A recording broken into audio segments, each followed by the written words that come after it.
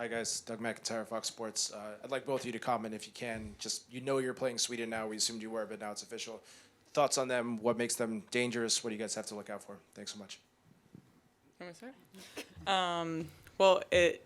I feel like wouldn't be a major tournament if we weren't facing Sweden. We always find a way to play them in these big tournaments. So we know that they're a very good team. Every time that we play them, it's a massive battle, and they're somewhat like us in that case. So we know what they can bring. We know what we can bring, and I think that's the main focus right now is what we can do to expose them and to go out and win this game. But again, it's going to be a battle. It's going to be a difficult match, and it's a round of 16. It's a knockout game. So yeah, just to go off what she said, we're just going to play them hard, but respect them as well. It's a round of 16. They're going to be a good side, and it's going to be a tough battle, but just mainly focusing on what we can do and what makes us special, and hopefully go out there and win this game. But we definitely are going to respect them and know what they can bring. They're a very good side, so it would be naive for us to think they're not. Front row. Henry Bushnell from Yahoo Sports. I guess you can both answer this as well. But on the outside, over the past 48 hours, there's been, I don't know if panic is the right word, but a lot of people worried about where this team is at right now, given the last two performances. Has that filtered through to you guys at all? Do you feel that? And what has been the mood like within the team over the past 48 hours? Yeah, I think the key word you said was the outside world. We are not panicking. We have made it to the round of 16. I think that we haven't played our best soccer yet, which is the most exciting part for us. We are a team that are going to battle, and even when we haven't played our best soccer, I think we've only had one shot on goal. Unluckily for us, it went in, but it's been one shot in 3 games. So yeah, that's the outside world, not us. yeah, the only thing I would say on that is, again, it is noise. Sometimes you hear it, you see it, and sometimes it's hard to get away from it. But again, it's your guys' job to have the opinion, of our team. You guys are all watching us. Everyone in the world gets to have their opinion. And this is it's the World Cup. It's the biggest stage, and teams are better and better. Some of the most competitive matches that we've been a part of or we've seen, and you see some of these massive teams going out of the World Cup as well. And it's crazy. But at the end of the day, it's the World Cup. This is what we're playing for. We're playing for these big matches. We're playing for these big moments, these pressure cookers. And that's what we want to be a part of. And, us being the U.S. national team, we're always going to have that. You guys always want to talk about us, and we're going to take that pressure. We're going to go with it, but we're going to, focus on ourselves and,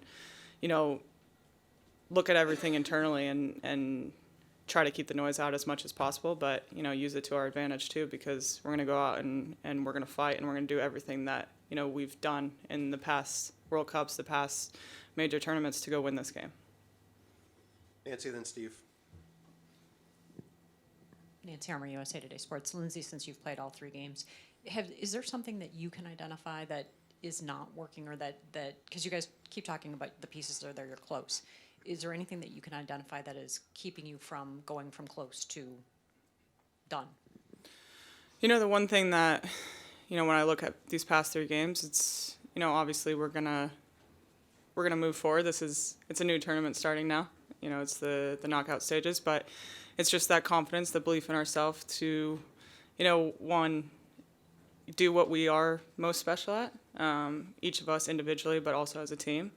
And also just find the joy in it a little bit more. I think we were just talking about it's like we love this game so much. We're so passionate about this game. We want to win, as much as possible, and we want to play better. Like we all know that.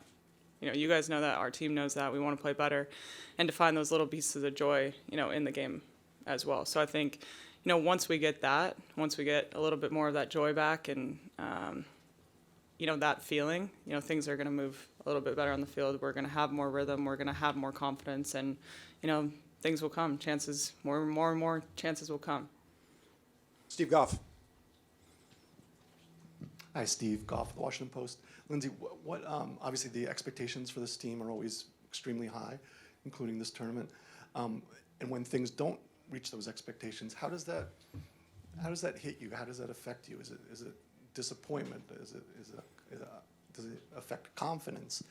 What is that like behind the scenes?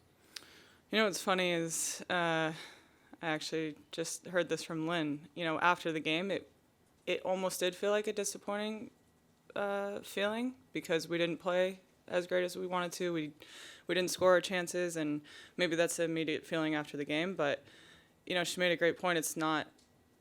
We don't want to be disappointed in ourselves. We still made it to the round of 16, and obviously we want to play better. We want to perform better. We want to entertain, you know, our U.S. fans more and for ourselves as well. But you know, the expectations are always going to be there for this national team, and they're always going to be great, and we're always going to be in the pressure cooker, and we love that. So we just need to raise our standards, which we always do, and we move forward, and we go out and we do everything in our power to prepare ourselves for this next game. Jeff. Jeff Kassouf with Guardian. Lindsey, with Rose suspended, I'm wondering if you could talk to maybe tactically how that sort of affects you all and maybe the midfield specifically, but also from a leadership perspective. Obviously, she had that journey of the injury, coming back, getting to that point, and then, you know, at a human level, just dealing with that disappointment. How have you talked to her? What have you said to her maybe? Yeah, it's a huge bummer. You know, I love Rose so much, and I think the first thing I wanted to say to her after the game was, you know, I think you did everything in that game to win and to fight for us, and you know, those kind of things happen. Like you were going into tackles, you were, you know, giving our team more and more confidence, like putting the pressure on, and again, it happens. These things happen in World Cups. You saw it in 2015, and the lineup change that had to be made, and again, it's part of the game. So for us, that's Flacco's decision tactically and whatever. So I can't touch on that, but you know, whatever we do and whatever we do in the midfield, I'm fully confident in the players that we have coming in. Caitlin. Kayla Murray, ESPN. This question is for both of you guys. Against Portugal, it seemed like you guys were maybe having a little difficulty kind of like getting into the game. And I'm wondering if you feel like you're getting, you know, the necessary feedback you need from the coaching staff, and you're getting everything you need to sort of like problem solve during the game and make adjustments during the games. Yeah, I think we are. I think that, you know, everybody looking at us, like Lindsey said, we have this high standard, we want to do X, Y, and Z. These teams are good. Like, they're good technical teams. So there's going to be times that we need to problem solve on the field and take that responsibility on ourselves. But I think that even though times that we didn't get it right, we were able to rectify that and fix it on the field ourselves. So yeah, I do think that we're getting the necessary feedback and ways to fix it moving forward. But that game's in the past now. Like Lindsey said, it's a whole new tournament, so we can't really dwell on that at this moment, and just move forward and take the pieces that we need to hopefully beat Sweden. JT. Thanks, Aaron. The pointing in the direction of the questioner is probably also very helpful, so thanks for that. Lynn, I think you said after the Portugal game, the punch isn't landing. You know, that final punch isn't landing. And where do you think that's, both of you can answer this if you'd like to, where do you think that's gone? I don't remember saying that. So there's step one. Across the board, when we're on top of the team, like we were tonight, we really have to just punch them. I said that? Did you mean like physically? Like, are you talking about defensively, attacking? I think putting the ball in the back. Yeah, in the back of the net. Yeah, I don't think it's gone. I just think that you know, we had opportunities, we had moments, and it's just capitalizing on them. You know, that's the game of soccer. Sometimes it goes your way, and sometimes it doesn't. Like we've said, of course we want to play better, but at the end of the day, we're still getting results. So, so it's just believing and continuing to do that. And I think that Lindsay made a great point about playing with joy and knowing that, okay, if we miss one, let's do it again and play with that joy and take that responsibility on every single person. But to say it's gone, I don't necessarily agree with that. Annie.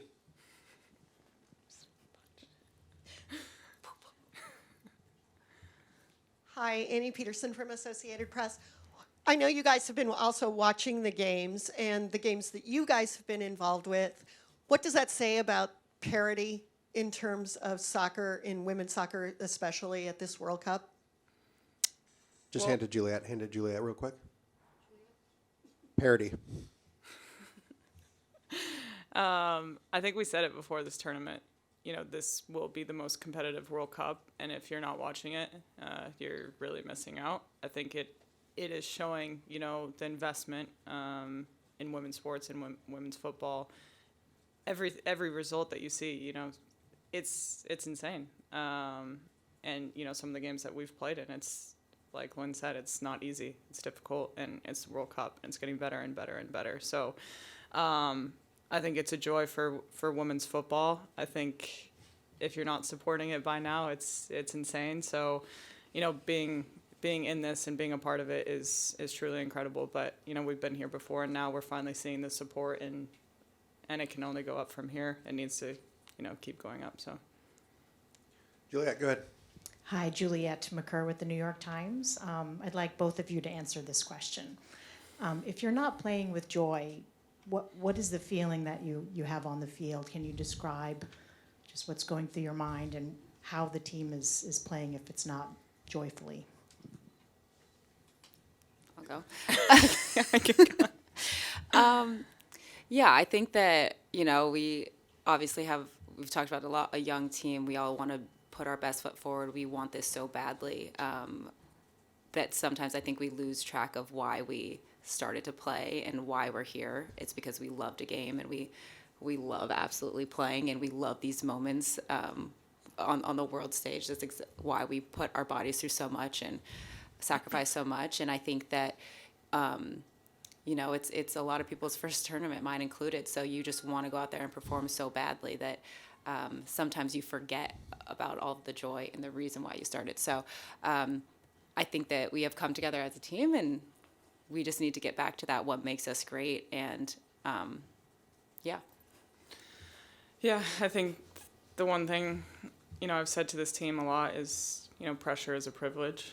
And, you know, that's one thing. Like this tournament is going to be the pressure cooker, what we always live in. But we thrive in that. We enjoy that. We, you know, it's just like smiling on the field, you know, when things go well. And maybe in this last Portugal game, it was so heated the entire game. It felt like it was nonstop, and, you know, so much going on that you didn't get a second to just truly enjoy, you know, what we were doing, and we couldn't find that rhythm. And I don't know, just like vibing together. It was, it was a World Cup game, you know, that's how it goes. So I think it's not a good feeling to have, and I think that's why, you know, we've looked at ourselves and looked at these last few games, and we know that, again, that part is over, and now we have to go find this inside of ourselves, find this joy, and we go to the round 16 and we bring that.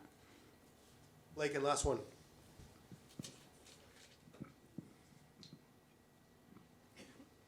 Basically, that was also what I was wondering about the joy, but I guess a follow-up to that is, how do you find it then now?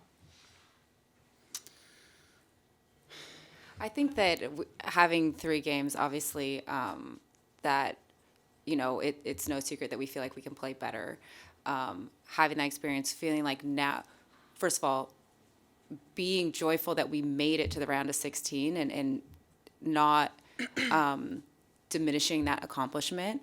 That was the name of the game the whole time, is get out of the group stage, and that's exactly what we did.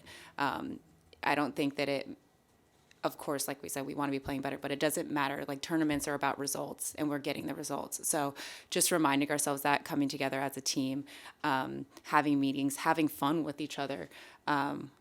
It's a lot of pressure, it feels like sometimes, but there's a human side to that as well. And knowing that, you know, we can look at each other and say, like, I got your back. if you mess up, I'll have your back. If you're doing something great, I'm going to cheer for you as if I'm doing something great.